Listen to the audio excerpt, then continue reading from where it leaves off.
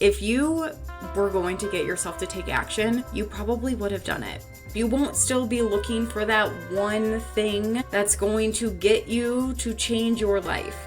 There's a roadblock, and we need to identify what that roadblock is, or frankly, you're never going to take the action. Hello, friends, and welcome back to the Sweat Simple podcast. My name is Brooks Herbis, and I'm an online fitness, nutrition, and mindset coach who's here to help you simplify and make sense out of the all too confusing fitness and nutrition industry. Let's be real, there's a lot of conflicting information online, and it can be hard to know what's legit and who to trust. In every episode, I'll be sharing the science and psychology behind health, fitness, and long-lasting behavior change. But I'll also be sharing real-life practical application, because all of the best info in the world only matters if you can actually apply it to your real life. So grab a coffee, water, glass of wine, or lace up your walking shoes, and let's dive in. Hello, you guys. Welcome back to the Sweat Simple podcast. Today's episode is covering probably the number one DM that I get, and it is when you know what to do, but you can't get yourself to do it.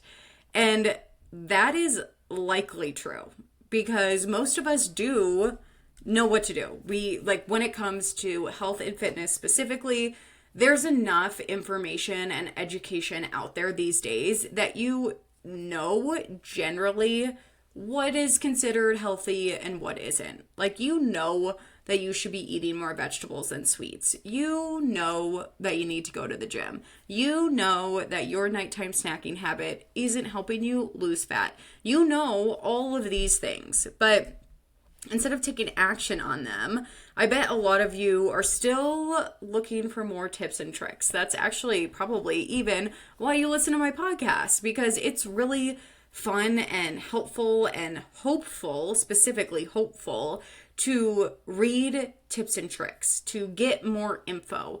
You're scrolling Instagram, you're saving recipes, you're finding those motivational posts because it feels hopeful to do so. You think that if you just have more info, you'll be able to reach your goals. You're waiting for that one piece of information that is going to completely level you up. And it feels, again, I keep going back to this word hopeful. It feels really hopeful to have more education, to have more knowledge, because you get excited. You're like, okay, I'm learning this new thing, and this new thing is going to be the thing that gets me to my goals. And this, if I can just crack this one thing and get down to like the nitty gritty, then I'm going to like put it all into action, and it's all going to be great. And I'm going to get to this place of reaching my goals.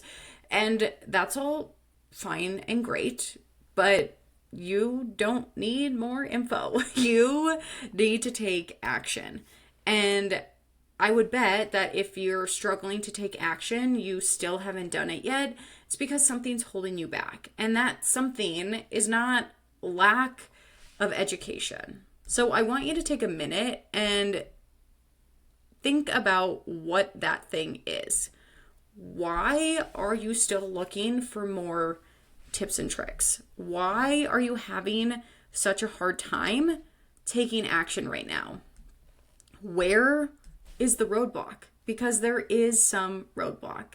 If you were going to get yourself to take action, you probably would have done it. You will not be still scrolling through Instagram for tips and tricks. You won't still be feeling all this hope. You won't still be looking for that one thing that's going to get you to change your life. You would have already done it. There's a roadblock, and we need to identify what that roadblock is, or frankly, you're never going to take the action.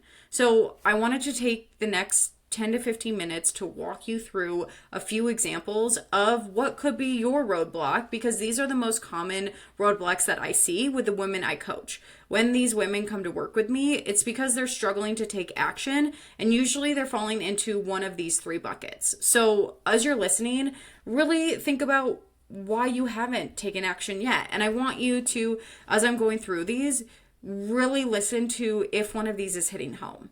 So the first bucket that women tend to fall into when they come on to coaching clients with me is because you are so busy that you're having a hard time sticking to your habits.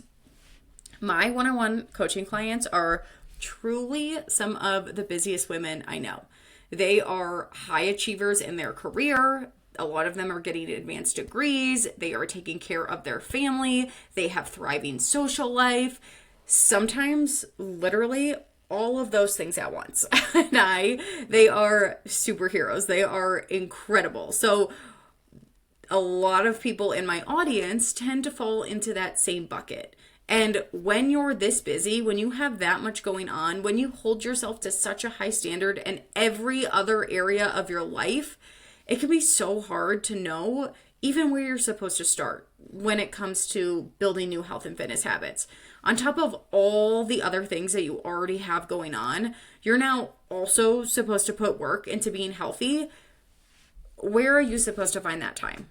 And if this is where you're at, if you are constantly saying, I don't have time for that, I'm so busy, I get started, but then work gets really busy, I get started, but then my kids have X, Y, and Z, I get started, but then something pops up. There's always something else that needs to take a priority because you just have so much going on. So if this is where you're at, the strategy to succeed, the strategy to start taking action is to lower the barrier. Now, there's no one size fits all approach to fitness. So what I do with my clients and what you need to determine is what works best for you and your individual life. It is not helpful to follow a cookie cutter program that's built for 22-year-olds who have all the energy in the world and no responsibilities. I followed those programs when I was 22, and I'm going to tell you, those would never work for me at 31 because, and I'm sure you can relate, you have additional responsibilities, you have more stressors, you have less time to dedicate to your health and fitness goals. You can't be in the gym for 2 hours, 6 days a week. You don't have all day on Sunday, and you don't want to spend your entire day on Sunday meal prepping chicken and brown rice. That's not appealing anymore. So in order to get yourself to take action, you need to stop looking for those sorts of tips and tricks. You need to stop following those programs. And instead, you need to lower the barrier and find what's actually going to be realistic for you. And when you're thinking about this, I don't want you to think about what's realistic during your most motivated, least busy week. I want you to think about what is realistic during your busiest, most stressful weeks. So some examples of lowering the barrier in order to get you to take action, in order to get you to start, is instead of trying to follow and get 6 workouts in a week, could you start with 3? Instead of trying to get to the gym for 45 minutes, could you start with 20-minute home workouts? Instead of trying to eat all of your meals at home, could you find takeout options that align with your goals?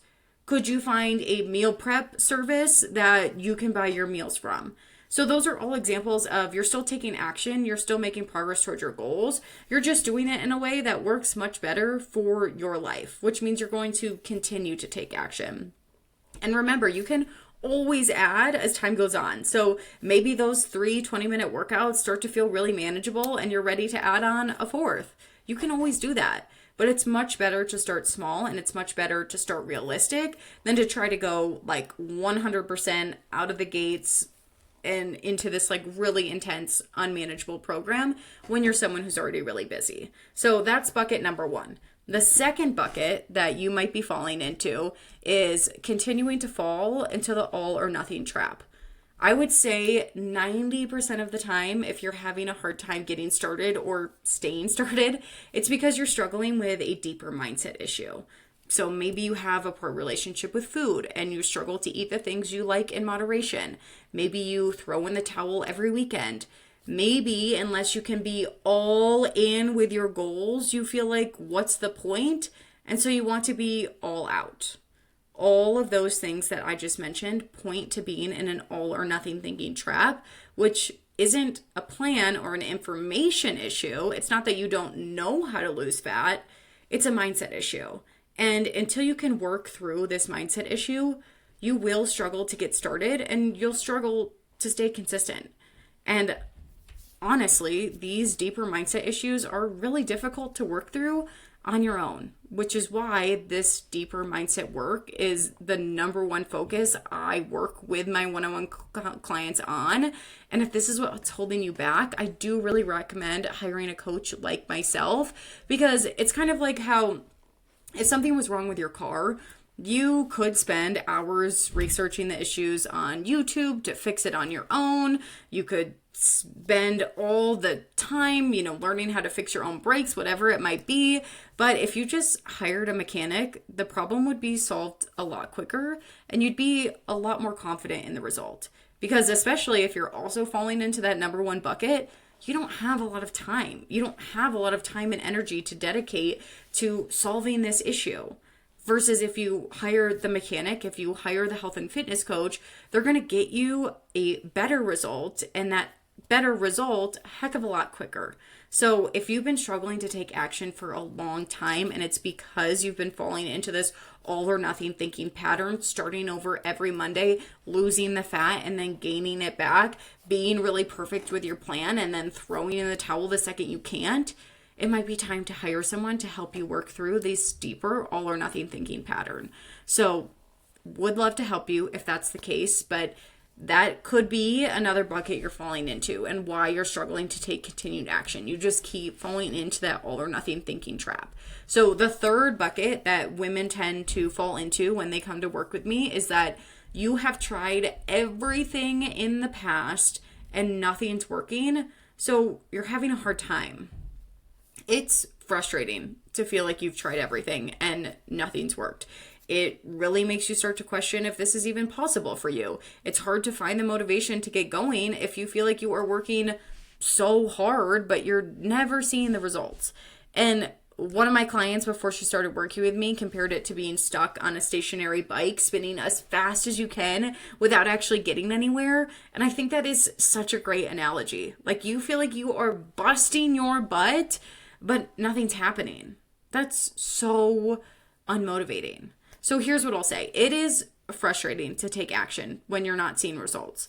So first, you need to identify why you're not seeing those results. Is it that the method you're trying is too restrictive? Is it that you have some of those deeper mindset things to work through, like I mentioned before?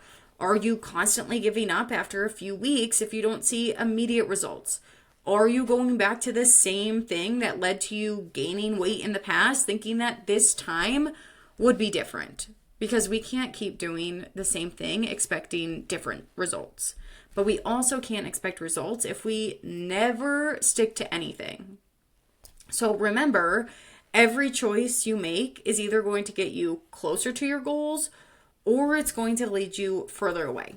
And you can either choose to not take action and stay stuck because nothing's worked before, or you can decide that the only way for something to work is to take action, to show up for yourself, even when it's hard, even when it's frustrating, even when the results are really slow.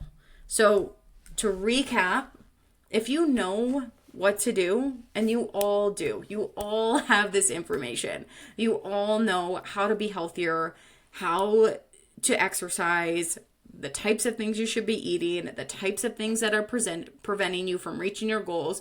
You know it, and I know you do, because you guys are all really intuitive. And you've also been listening to my podcast where I've probably helped you understand what some of these things are, what the things are you need to do to reach your goals, what the things are that are holding you back. You know all of that at this point. You have the information. So you truly are one of those people who knows what to do, and you just can't seem to get yourself to do it. And if you're falling into that trap of never following through, never taking action, you're probably falling into one of those three buckets we talked about. You're either so busy that you don't know where to start and you just cannot keep up with these habits. You're falling into all or nothing thinking or some other deeper mindset issue that's making it really hard to continue on. Or you feel like you've tried everything and nothing's worked. So why should you keep trying? And with all of those reasons you're having a hard time taking action, the best way to start is to just do it. To get to the root of the issue and start showing up for yourself. To realize that you don't need any more tips and tricks or recipes or information. You need to do the deeper work to get out of this cycle once and for all. And I know that this is possible for each and every one of you. I believe in you, and I know that you are capable of this level of change, and I want you to believe that too. So thank you guys so much for tuning in. As always, I so appreciate you guys being in here and listening every single week. If you haven't, be sure to leave a review or share this episode on your stories. I pick one person every month to win a 60-minute fitness and nutrition audit from me so that we can really dive deep into, frankly, which of these buckets you fall into and get you to start taking action moving forward. So next week, we're going to be talking all about how to lose fat without tracking calories. So make sure you tune into that, and I'll talk to you guys soon.